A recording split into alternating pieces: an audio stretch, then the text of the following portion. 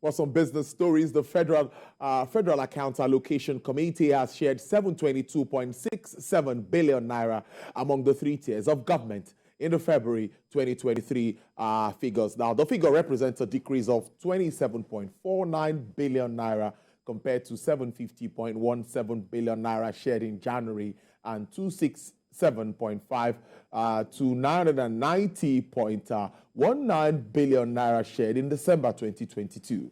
In the communique issued in Abuja, it states that federal government received 269.063 billion naira, the states received 236.464 billion naira, and local government councils got 173.936 billion naira. All producing states received 43.214 billion naira as derivation, as the total amounts includes gross statutory revenue, value-added tax, electronic money transfer levies, and augmentations from forex equalization account. Now, on the lingering scarcity of the Naira notes, the Central Bank of Nigeria says it will be releasing all 1,000 Naira, 500 Naira, and 200 Naira notes in its custody to deposit money banks today. While the decision is following a 7-day ultimatum by the Nigeria Labour Congress to the federal government to address the scarcity of Naira notes and fuel, which have compounded the hardship being faced by Nigerians. This disbursement is expected to end months of hardship and pains Nigerians have been going through following a controversial CBN Naira redesign policy that has caused a severe shortage of old and new Naira notes across the country. The CBN will also be cancelling all the controversial cash withdrawal limits put in place in recent months. And also reacting to the Naira redesign policy, the president of the Lagos Chamber of Commerce and Industry, Mr. Michael Wale Olawale Cole, says the cash crunch caused by the implementation of the Naira redesign policy and cash withdrawal limits of the CBN has taken a toll on micro, small, and medium enterprises. Though the effective date for the lifetime of the old Naira note has been extended to December 31st, while the cash withdrawal limit nullified by the Supreme Court, individuals and corporate organizations continue to suffer the impact of cash scarcity, as neither the new nor old notes are available. Mr. Olawale Cole says the MSMEs, which are a major driver of the economy, have been hit by the policy. He also notes that most MSMEs are facing critical existential challenges, and some are folding up at the moment. Meanwhile, the recently increased monetary policy rate of the Central Bank of Nigeria has drawn reactions from various quarters. In this report, Effiong Ekop looks at the implications. Benchmark lending rate of the Central Bank of Nigeria has moved up from 17.5% to 18%. The bank's Monetary Policy Committee voted and authorized the increase at a meeting in Abuja on Tuesday. Since April 2022, the MPC rate has been on the increase. It may have gone up about 5 times within the last 1 year. But what is MPC rate? The monetary policy rate is the level of interest which the Central Bank of Nigeria charges any commercial or investment bank for loans taken from the Apex Bank. All other rates and charges in the economy depend on the MPC rate. Where MPC rate is lower, bank charges on loans and advances are considerably downward. But when MPC rates are higher, the loans packages are expensive. Each time the rate is raised, the central bank defends its action, claiming to fight inflation and to mop up excess liquidity.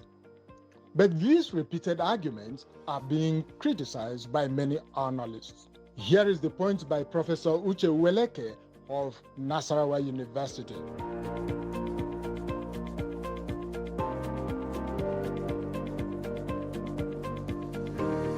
Another economist, Dr. Buda Yusuf, comments on the constant hike in monetary policy rates.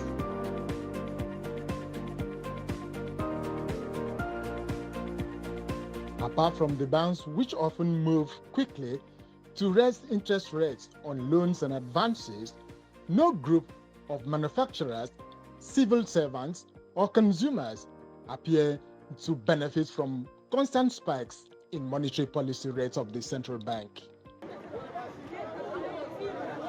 Many people say that the so-called idea of mopping up excess liquidity from the system has become obsolete after the Naira redesigned policy of the central bank.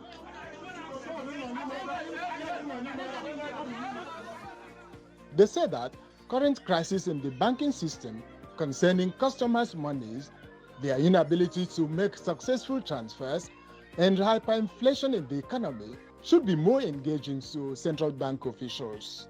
The routine action of raising MPC rates to frighten the citizens cannot be the best way to manage a country's financial system that is already in crisis. Efyong Ekop TVC News, Lagos. Indeed, a sad situation there. Rates on the hike, Naira nowhere to be found. Well, let's move on now. Asian shares inch higher today after the Federal Reserve's hinted it could pause interest rate hikes following turmoil in the banking sector, though it also reiterated its commitment to fighting sticky inflation. MSCI's broadest index of Asian Pacific shares outside of Japan rose 0.27%. Japan's Nikkei fell 0.5%. Australian S&P/ASX 200 index lost 0.67%.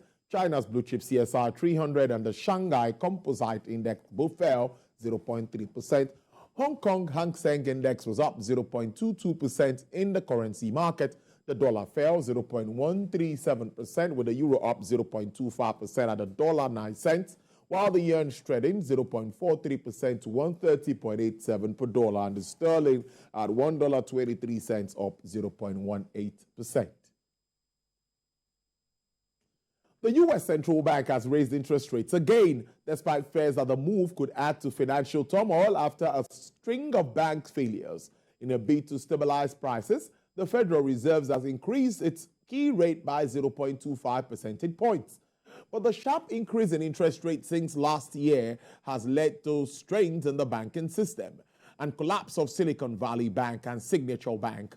Also, there are concerns about the value of bonds held by banks, as rising interest rates may make those bonds less valuable. Meanwhile, authorities around the world think the failure of threatening financial stability is a way to distract from efforts to bring inflation under control.